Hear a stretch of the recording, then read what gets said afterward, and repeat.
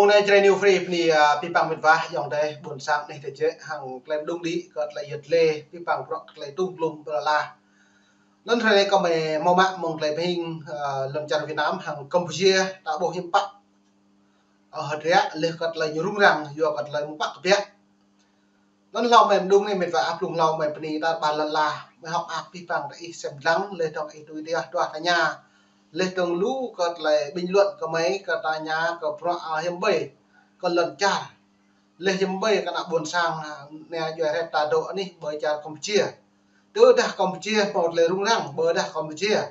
như tùy có còn lại lần là để gà đá đi bởi từ đâu phân banh lên hiểm bảy này trả cầm mặt tập lần để lũ dòng đời ta buồn sang ta đợi bất kỳ này vừa bự chuẩn ta hiểm bắt lại nên này là có mấy một sao video còn lại chuẩn như rung ra này lại như ở Việt Nam như giáo dân mất Campuchia khi cho phép biểu tình đổi lại Việt Nam do đó là tại lại pre lại cả hàng lại nước Campuchia Ukraine lên từng có lại Việt Nam hàng Campuchia trong bao nhiêu trình do đã bởi anh Campuchia lại đã bỏ lại màu lúm nước ở Việt Nam tổ bởi anh Campuchia bị màu trung một của nước ở bên này tại bộ lại đá nhiều màu thẻ xanh như nhập quốc tịch Campuchia ở đây là màu ô như dấu độ bộ màu thảm đã có đồng lại xịm lẽ bởi đặt lại quý bằng bước cất lại lần trả đừng được xịm bầm lẽ như tháo mà cầm rộng quay Campuchia hàng Việt Nam bước bên nơi Việt Nam mà nhiều độ nhập quốc tịch một Campuchia hiếm bạn những cái room á có Việt Nam nó nhất lại trong club cả đảo bộ là rẻ vi phạm lại lẽ còn lần trả Việt Nam hàng Campuchia là nên càng một là đậm năng nên mình một sao video mệt vài dòng tại buồn sang để xem tăng video bật lon này đã buộc là hết lên này chính trị khó lường tại sao một các bạn thân mến giữa lúc tình hình khu vực Đông Nam Á đang tạm yên ả thì mới đây Campuchia lại bất ngờ khiến cả dư luận quốc tế xôn xao. Chính quyền Phnom Penh đã cho phép tổ chức lễ kỷ niệm 75 năm ngày Pháp nhượng lại miền Nam cho Việt Nam. Một sự kiện nghe qua tưởng như chỉ mang tính lịch sử, nhưng lại ẩn chứa hàng loạt thông điệp chính trị khó lường. Tại sao một quốc gia lại chọn kỷ niệm lại điều gì? Và liệu rằng sau buổi lễ tưởng niệm ấy có phải là một lời nhắn gửi đến Việt Nam và cả thế giới rằng miền Nam từng thuộc về chúng tôi? Không chỉ người dân Việt Nam nó lấy là Việt Nam thuộc về chúng tôi Trinh ra cả là bệ đi như giáo Sài Gòn như giáo Sài Gòn hay một động tác chính trị nhẹ để chiều lòng một nhóm dân tộc chủ nghĩa trong nước. Quan trọng hơn, nếu tình hình trở nên căng thẳng, Việt Nam sẽ làm gì? Im lặng để tránh leo thang hay sẽ đáp trả bằng chứng cứ lịch sử và lợi ích pháp lý cứng rắn như đã từng nhiều lần trong quá khứ? Tất cả những điều đó đang khiến buổi lễ tưởng như nhỏ bé này trở thành một đốm lửa âm ỉ ngay giữa vùng biên giới Việt Cam, nơi từng chứng kiến không ít biến động lịch sử. Trong video ngày hôm nay, chúng ta sẽ cùng nhau đi sâu tìm hiểu vì sao Campuchia lại chọn đúng thời điểm này để khơi lại quá khứ 75 năm trước và miền Nam Việt Nam có thực sự từng thuộc về họ hay không. Dua nó mệt vả dòng đời buồn sang táo bột có là Campuchia như ngạ này nên từ đây mỏ hạt rẽ sẽ này Việt Nam chìm lần lá Campuchia hiếm bắt phản ứng có đợt lời việc có lấy chính phủ Việt Nam Hà Nội có lấy nhiều sơ lược về tình huống Campuchia Việt Nam này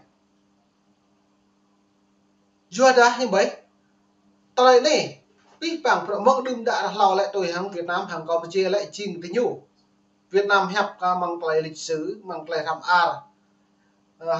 hiệu khoa bởi anh đi Campuchia lại bắt làm đừng đã lò thì dua lệ lại tuy Việt Nam yêu Campuchia một là nục nọ là một lần trả từ đã một Việt Nam một là nục nọ một lần trả sao mà chú rạ này không bạn đã bổ Campuchia rạ này như lòng Việt Nam chỉ đối đại lệ tổng Việt Nam như dập lần là Việt Nam là chính lần lá bởi anh đi Sài Gòn lần lá Campuchia như nó như mạng lên một thôn chúc là mẹ này một là lễ lại bảo tựa cái lễ cái là lần trả Việt Nam lại chính lần trả Campuchia do cái kết như càng tương tự này ôi nhiều gồm cả này hiếm bắt lại mang thế giới là đang làm cộng đồng quốc tế lên thế giới đang bù cơ địa Việt Nam mong ni bắp hàng Campuchia nhưng bây giờ gì lên trong Campuchia nhá Việt Nam nhưng mà rung mà cơ địa lại Campuchia ta này nên bởi vậy sẽ mượn được lấy lên. Ngày 9 tháng 6 tại thủ đô Phnom Penh, chính quyền Campuchia đã cho phép tổ chức một cuộc meeting đặc biệt kỷ niệm 75 năm ngày Pháp nhận lại miền Nam cho Việt Nam. Nghe có vẻ là một sự kiện nhỏ, nhưng nó lại gây chấn động không chỉ trong khu vực mà còn trên nhiều diễn đàn quốc tế. Theo thông báo chính thức, quy mô buổi lễ bị giới hạn tối đa 300 người. Thời gian diễn ra chỉ trong 4 giờ và tất cả diễn giả bị ràng buộc bởi hàng loạt quy định khắt khe. Không được phát biểu có yếu tố chính trị, không được kích động bạo lực, không được nhắc đến nhà vua Norodom Sihamoni và tuyệt đối không được có lời lẽ làm tổn hại đến quan hệ Việt Cam. Những giới hạn đó khiến buổi lễ mang một sắc thái lạ lùng, được cho phép nhưng bị kiểm soát, được tổ chức nhưng không được nói quá nhiều. Rõ ràng chính quyền Phnom Penh đang muốn vừa làm vừa tránh, vừa làm vừa tránh dư luận trong nước nhưng không muốn tạo sóng gió ngoại giao với Hà Nội. Bởi lẽ trong lòng xã hội Campuchia, câu chuyện Campuchia Krom, tức vùng hạ lưu sông Mekong bao gồm phần lớn Nam Bộ Việt Nam, vẫn luôn là một vết thương lịch sử chưa khép lại. Bề ngoài, buổi lễ được mô tả là kỷ niệm lịch sử, nhưng đằng sau nó là thông điệp về nỗi mất mát lãnh thổ được gợi lại một cách tinh tế. Với một số nhóm dân tộc chủ nghĩa, đây là dịp để nhắc lại do Pháp cho Việt Nam, một cách duy trì ký ức tập thể về một quá khứ đầy tranh cãi. Chính vì thế, nhiều nhà quan sát gọi đây là chiêu thức mềm, không tuyên bố trực tiếp, không đối đầu công khai, nhưng vẫn khơi lại một vấn đề nhạy cảm đủ để thử phản ứng của Việt Nam. Phía chính quyền Campuchia hiểu rõ rằng chỉ cần một sai lệch trong phát ngôn, mối quan hệ song phương có thể rơi vào căng thẳng. Vì vậy, họ kiểm soát chặt nội dung, hạn chế số lượng người tham dự và thậm chí cắt ngắn thời gian buổi lễ. Tuy nhiên, chỉ riêng việc cho phép kỷ niệm một ngày mất đất đã là một động thái khó hiểu, bởi nó vô tình gửi đi tín hiệu rằng cấp duyệt lần nữa có pi bằng rõ hạt rẻ đã bổ ra này bên vả hạt rẻ này là Campuchia hàng Campuchia của Mekong lại có Mekong đó lại đã bổ lần là cơ bởi anh đi cả màu lên đứng bởi anh đi như giờ sử dụng hai này bạn đã bổ nó là hai này lại nạ buồn sàng Mekong của độ ở cứ máu anh đi cứ như dọc lên thấu cự với đặc Việt Nam nhiều kém tôi hàng hạt rẻ ta lại thấy vật trưng cái lại Ukraine nhiều meeting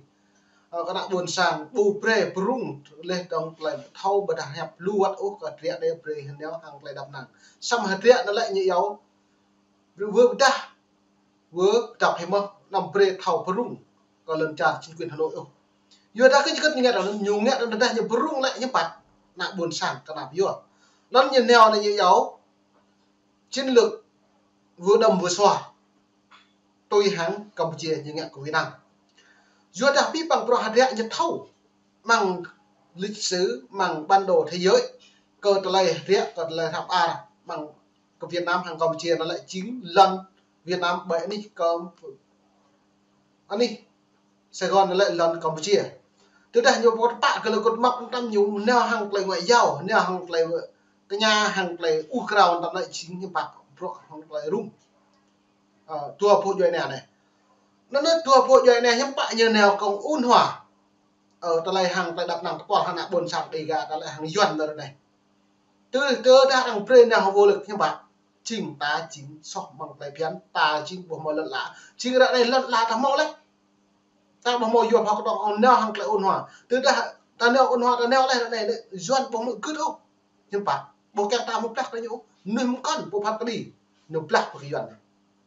tôi cầm chia ra này mình xem mà lần cầm chia màu lại bản đồ thế giới xác nhận thế giới tụ ở Việt Nam đang thọc lại đấy duyên ấn cả này là nhiều cái kinh thuật cỡ đang CPC Việt Nam Campuchia nó lại như vừa chính thuật nó lại nào hàng lại vừa đầm vừa xòa nhiều nhắc mà ạt đâu cả lại rồi hàng lại mà về hiếm bạn như đó miền Nam Việt Nam của Campuchia chứ bây giờ lại chính thức bởi anh đi Sài Gòn nó lại tung lúng của mày được lên này bố này phi bằng biệt vá mày phải xem mức lại lên nó lại nhớ cái tranh luận lên tạ này Campuchia vẫn chưa hoàn toàn chấp nhận trật tự lãnh thổ hiện tại. Bây giờ Điều 4 đã được xác lập bằng lịch sử điều 4 sắc lệnh tặng điều 4 từ góc nhìn chính trị. Đây có thể xem là một phép thử dư luận. Luôn không muốn biết phản ứng của người dân của Việt Nam và cả của các nước trong khu vực. Vậy à? Còn từ góc nhìn xã hội, đó là sự xung đột giữa ký ức và thực tế,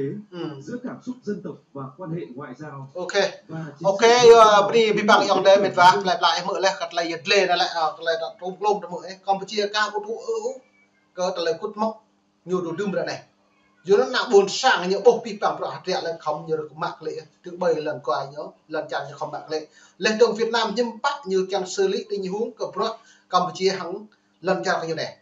Nên mừng niệm nạp xem đăng đừng lệ rút đồ của chặt những đồ này này không lệ rung như vậy. Bini ta bàn là mình về còn sang khắp những xem đăng mong